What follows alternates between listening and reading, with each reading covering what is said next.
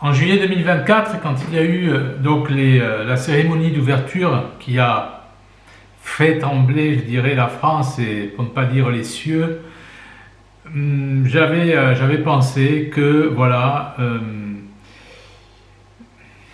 c'était vraiment un mauvais présage pour la France et pour celui qui avait organisé cette cérémonie d'ouverture. On disait que le couple Macron s'y était investi et voilà, ce n'était pas du tout gratuit de voir certains symboles sur lesquels il n'est pas utile de revenir. Tout le monde a ça à l'esprit. Mais en tout cas, ce qui se montrait à la télévision, pour moi, c'était perçu comme une messe noire à laquelle assistaient la France et le monde entier. Et au-delà de ça, il y avait un blasphème. Et donc, il y a des crimes, on peut dire, que l'on paie avant notre mort. Alors cette facture peut se caractériser par la démence, par le suicide, par beaucoup de choses qui sont les marques de l'autre, je dirais du démon, et qui s'abat tout simplement sur celui qui a blasphémé. Et là, le cas échéant, ça se présentait très mal parce que 1 ou 2 jours après la cérémonie d'ouverture donc des JO de Paris, on s'en souvient là aussi encore, Paris était plongé dans l'obscurité, comme si c'était un signe de quelque chose qui pouvait donc advenir.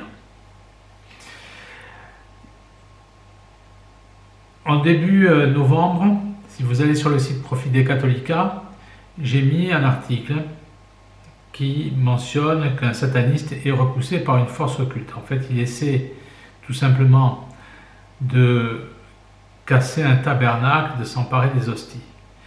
Et il essaie de s'y prendre à 2 fois, et à 2 fois, donc, il est repoussé, et la seconde fois, il est par terre, il est KO. Donc voilà comment s'exprime le surnaturel. Il y a de multiples formes, bien entendu, mais le surnaturel ne reste pas muet, bien entendu. Et là, le couple Macron, la réflexion qui me vient, c'est que quand on entend certaines personnes de l'entourage donc de ce couple, on entend que voilà, ils supportent très mal l'affaire Brigitte. Alors on peut penser que l'affaire Brigitte n'était pas du tout prévue par le couple Macron. Et je fais le lien avec les JO de Paris parce que j'ai quand même l'impression que tout est en train de se dérouler d'une manière catastrophique. Alors je n'irai pas jusqu'à dire des choses, c'est pas le sujet d'ailleurs, mais que Macron est lâché par les Rothschild, je n'en crois strictement rien, parce que si vous lisez les super loges, Giorgio Magaldi, donc qui devait devenir grand maître du Grand Orient en Italie en 2015, affirme que Macron appartient donc aux super loges. Et dans les super loges, qui sont 36 dans le monde, qui sont restées secrètes pendant 150 ans, y compris de la plus haute maçonnerie, vous avez 2 clans qui se mènent une lutte à mort. Et ce sont seulement les plus hauts francs-maçons, les plus hauts supramaçons qui appartiennent aux 2.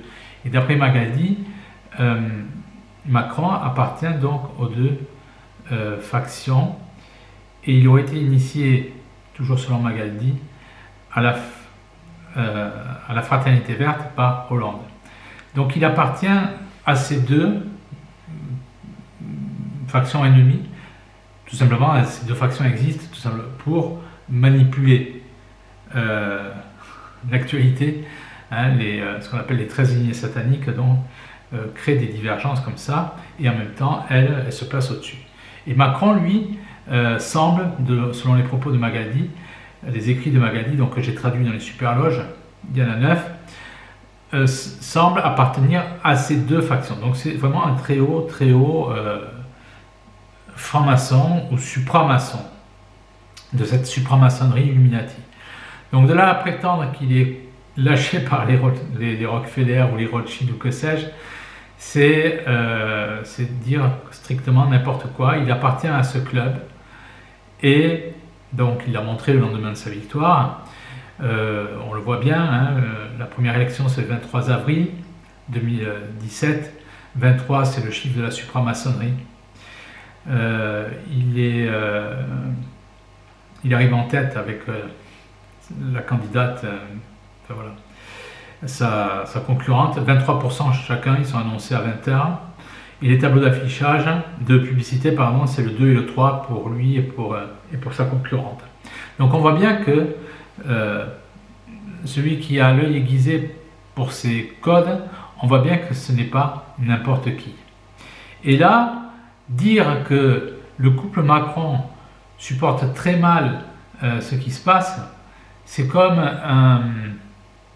le ciel qui leur tombe sur la tête, quelque chose qui n'était pas prévu. Alors, on dit qu'il n'y a pratiquement aucun déplacement qui se fait à l'étranger sans que le couple soit questionné par leurs homologues étrangers. Est-ce que ce que l'on dit, enfin, je ne sais dans quel terme c'est posé, mais en tout cas, voilà, à chaque fois, ils seraient persécutés par ce genre donc, de questions à propos donc, de l'actualité de l'affaire Brigitte, puisqu'il y a lieu de l'appeler comme ça. Il faut savoir que c'est tellement important que le 20 juin 2024, De Telegraaf, qui est le plus grand journal néerlandais, parlait de l'affaire Macron, ou de l'affaire Brigitte. Alors effectivement, il disait ne pas y croire, mais ils en parlent. Et c'est pareil aussi, la même année, le 24 avril 2024, c'est le plus grand journal, on peut dire, bavarois, Die Allgäuer Zeitung, qui parle aussi de cette affaire dans les mêmes termes, sans y croire, mais ils en parlent. Alors ça devient assez lourd et paraît-il que le couple Macron supporterait mal tout cela. Donc la question que je me pose, le lien que je fais, c'est est-ce qu'il s'agit d'un retour de tous ces démons qu'on a excités, ne se retourneraient-ils pas contre ceux-là même qui les auraient appelés. Parce qu'on le sait très bien, dans ce domaine, rien n'est gratuit. Le démon n'a aucun ami, les démons n'ont aucun ami. Il faut bien le préciser. Alors, pour citer quelques exemples, dans les années 80, c'était le cas de Samuel Marel, donc qui était le dictateur communiste du Mozambique, et qui, lors d'un meeting, levait le poing au ciel. Donc c'était un communiste et il disait « Dieu, si tu existes, tue-moi ». Et après donc son discours, il a pris un Tupolev, ça ne s'invente pas, et l'avion s'est crashé, il n'y a eu aucun rescapé. Nous avons aussi le cas de la montagne Pelée en 1902, où des libres penseurs ont jeté donc dans le volcan, dans le cratère, des photos blasphématrices contre le Christ, où on disait même qu'il y avait la réplique d'un porc crucifié, et la montagne Pelée donc, a été en 1902 la plus grande éruption volcanique du XXe siècle, il faut le savoir. Comme par hasard, la veille, il s'est passé cette manifestation donc, de libres penseurs sur le cratère donc, du volcan de la montagne Pelée, avec des images blasphématrices. Donc on voit bien qu'il y a toujours, on n'en finirait pas, il y a une multitude d'exemples comme cela. C'est-à-dire que tout se paie à la montagne Pelée. Il y a eu un ou je ne sais combien, enfin un rescapé ou deux, mais pas plus. Il y a eu des dizaines de milliers de morts. Voilà. Donc l'histoire, c'est celle-ci. C'est que on ne blasphème pas de manière impunie. Tout ce qui est fait est retenu et ces crimes-là sont déjà payés sur la terre avant d'entrer, j'allais dire dans le ciel, avant d'aller en enfer pour, je dirais, la plupart. Nous avons à contrario la même chose avec les reliques. Les reliques ne brûlent pas. On a vu ça à Notre-Dame donc, de Paris lorsqu'il y a eu incendie.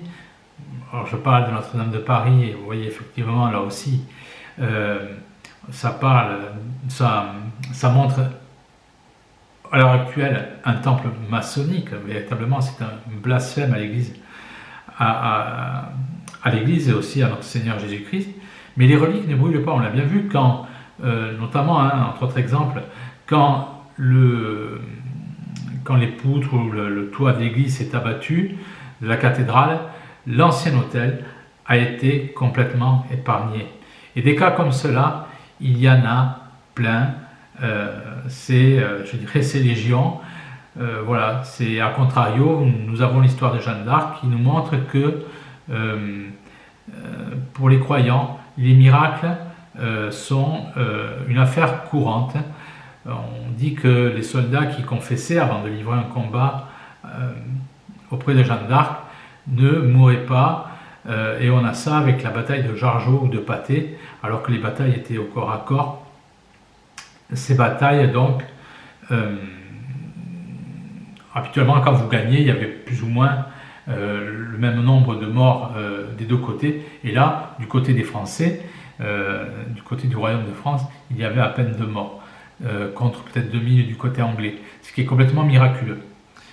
Donc ce sont des choses qu'il faut savoir, c'est que le blasphème, donc, voilà, se paie. Nous avons aussi la même chose avec les prêtres nègres. Dans l'histoire, c'est très peu connu, mais c'est dans l'histoire donc de la Salette, donc qui s'est produit 12 ans avant Lourdes, si j'ai bonne mémoire. Donc c'est la seconde, par son importance, apparition en 1846 de la Sainte Vierge qui apparaît en pleurs. Et Mélanie, la petite fille donc, qui a été faite donc, les révélations sur l'Église de la fin des temps, qui serait un cloaque d'impureté avec des prêtres qui auraient des mœurs indescriptibles, avec le Vatican qui serait aussi l'empire du démon. Cette fille a été persécutée. Il faut savoir que les prêtres qui l'ont persécutée, notamment c'était l'évêque de Grenoble, dès les premiers instants de leur mort, leur corps a noirci et donc d'où exhalait aussi une puanteur immonde. Voilà, donc ce sont des cas de possession qui montrent très clairement que l'on ne se moque pas du Seigneur. Voilà, vous avez tout cela dans un livre qu'il vous faut lire, qu'il vous faut offrir aussi. C'est Marie, reine de France, sur les miracles donc de la Sainte Vierge, qui est véritablement la reine de France. Si Louis-Hubert Rémy, dont je vous conseille encore les livres, était là, d'ailleurs il disait que ce livre devait être lu et étudié. Louis-Hubert Rémy, qui avec sa femme, donc ils sont maintenant décédés, étaient les plus grands spécialistes pour moi au monde de Jeanne d'Arc. Donc voilà, pour dire que tout ce qu'a fait Macron à travers Notre-Dame de Paris, à travers, sur la rénovation, la soi-disant rénovation, ou ce que j'appellerais plutôt la destruction, sur la cérémonie des Jeux d'ouverture de Paris, ça ne peut pas demeurer impuni. Et quand j'entends que, voilà, le couple supporterait très mal ce qui se dit, ça ne m'étonne pas et je m'attends au pire, bien entendu.